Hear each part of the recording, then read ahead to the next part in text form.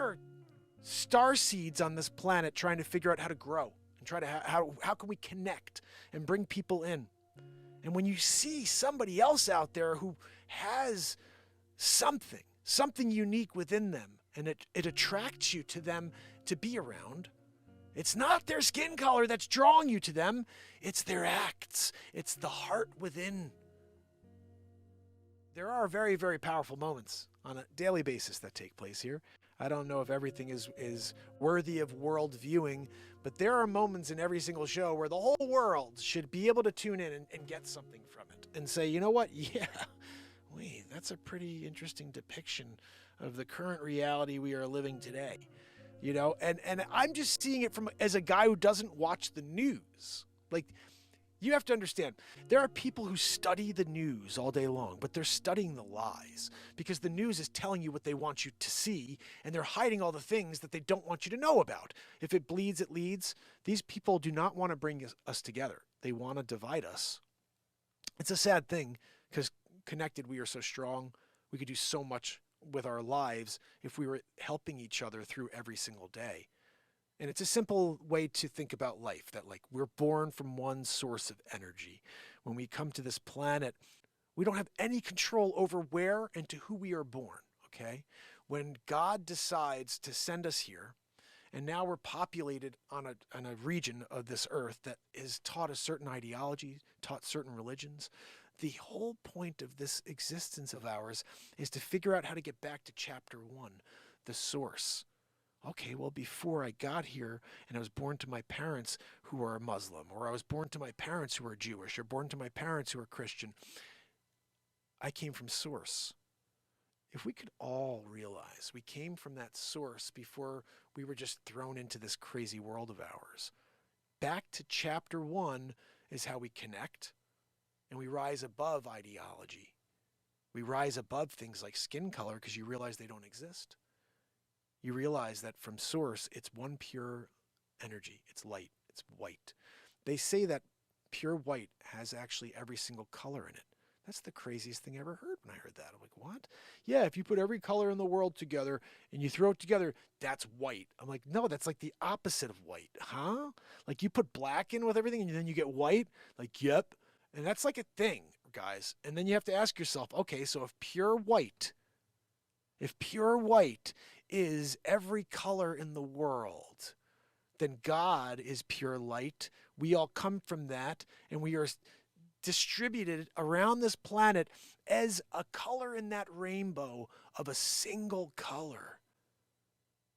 We are born one color and shades of said color. And that's why I love everybody. My best friend in high school, Jermaine, was a black kid. I didn't care about his skin color. He freaking shined like the sun. I love that kid. Like we are star seeds on this planet trying to figure out how to grow and try to how can we connect and bring people in.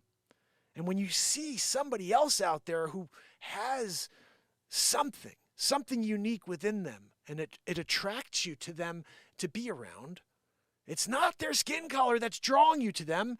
It's their acts. It's the heart within. So all I can say is get back to chapter 1. Figure out how to get back to start before you opened your eyes for the first time, before your first memory. That's when we are connected with the Creator as that single, amazing color of bright white light.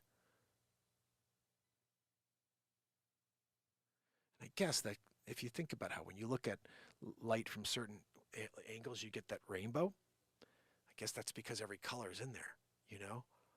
But it's just a weird thing to visualize, and as a human, our feeble minds can't even comprehend how every single color could go into the color white. And then how nobody else has tied that to what I just said. Okay, so, and then you know what it would happen, because all the people who aren't white, because the traditional white will be like, see, they're trying to whitewash to get and take credit for that it's all white. No, it's light. We are all light. We are light beings, and we are shades of color on that light. And I don't know, I remember like when I was a kid, like a Ben Moore color chart. My mother's an interior designer, and you'd pull out these color charts. And like you'd have every color from like 0000 up to like 109999. You know what I mean? Like from all the way across the spectrum, they were all numbered. I'm like, that's what we are. We're a number on a single color chart. That's what we are. And if you and me and everybody else started thinking in those terms, racism's done, but that's what they don't want. You understand, right? I think you get that. This is generated by the leaders to create and institute civil war. They want us in the streets. They want to be able to say, today, this white guy and attacked this. Oh, so let's call it some black guy shoots somebody, and then in retaliation they shoot back, and the white guy actually hits the black man after being shot, and because of that, now that guy has rioters outside of his house because he's racist. It's like, no, he got shot at, and he returned fire, and he was a better shot. It's not because he's white that he was a better shot. Maybe he went to the range a little more. But my point being, you have to understand what is the story, not just the surface shit they're trying to sell us. And it's always controversy. Color. That's what you should pay attention to when you look at news stories. Is within the first couple words something about race? Just scroll, dude. Just scroll. That's a gaslighting story. It's all gaslighting. When you have the current president coming out and bashing on the supporters of his competitor, it's gaslighting. A guy who said he's going to bring the country together has been more divisive than anybody else in history. I've never seen anything like this. Never seen anybody treat the American people like this. And then to outright lie to them and send hundreds of billions of dollars out of the country to a country, by the way, that his son was doing business with prior to him being president. And I'll say one thing to anybody who comes across this and says, well, there's no proof that there's corruption. There's no proof that his son was involved in anything weird. Then why was that guy not working with anybody who's an ally? You tell me why Hunter B. wasn't working with any allies. He wasn't working with England. He wasn't working with Canada. Wasn't working with Mexico. He's working with Ukraine, China, and Russia. No corruption there. You should hear how stupid you sound when you say it. Only working with our enemies while his father's vice president. No corruption there. And that gets me in trouble. Like I've been pulled down on TikTok before for saying things like this. And it's like, wait, I'm just speaking the facts. That a son got $5 million as a payout for whatever, Burisma oil, all these things. And now we are in the back pocket of Ukraine, throwing our tax money into their pocket, and they're distributing it to all of their cronies. And they want more money. And it's like, it's a freaking fake narrative that we could beat Russia with Ukraine. Oh, yeah. Oh, you guys got it. You guys got it against them.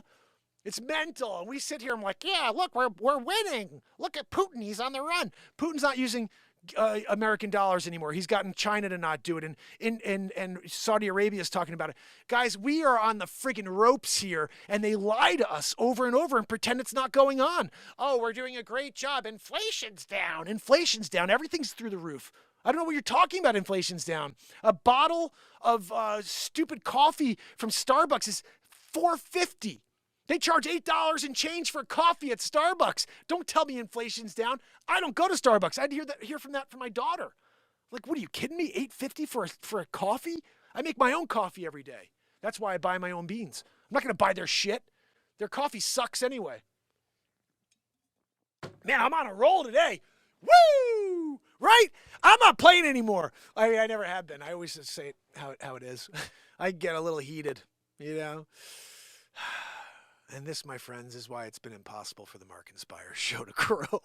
I just keep getting myself in trouble by saying how I feel about things. And I didn't think that was a problem, but 2024, it's a problem, guys. Join us here on Mark Inspires, where we're here to effect a positive change one person at a time.